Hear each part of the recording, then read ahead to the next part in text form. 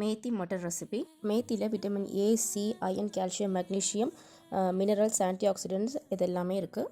லெவலில் ரெடியூஸ் பண்ணுது, ஃபைபர் அதிகமாக இருக்கல, டைஜஷனுக்கு ஹெல்ப் பண்ணுது, ஹார்ட். வாங்க வீடியோக்குள்ளே போகலாம். கடாயில் எண்ணெய் ஊற்றிட்டு பொடியான இருக்கணும் வெந்தயக்கீரையை எண்ணெயில் நல்லா வதக்கி எடுத்து வச்சுக்கணும். தனியாக எடுத்து திரும்ப கடாயில் எண்ணெய் ஊற்றி ஜீரகம், வரமிளகா, பெருங்காயத்தூள் போட்டுட்டு பொடியான இருக்கிற வெங்காயம், இஞ்சி பூண்டு பேஸ்ட்டு, தக்காளி அரைச்சி ஊற்றிக்கணும். பியூரியாக போட்டு நல்லா வதக்கிட்டு எண்ணெய் பிரிஞ்சு வந்ததுக்கு அப்புறமேட்டு உப்பு, மிளகாத்தூள், மஞ்சள்தூள், மல்லித்தூள் இதெல்லாம் சேர்த்துக்கணும். தூளில் பச்சை வாசனம்லாம் போனதுக்கு அப்புறமேட்டு பட்டாணி சேர்த்து தண்ணி ஊற்றி நல்லா கொதிக்க வரணும். பட்டாணி 15 நிமிஷம் மூடி போட்டு நல்லா வேக விட்டதுக்கு அப்புறமேட்டு வதக்கி வச்ச கீரையும் சேர்த்து வதக்கணும்.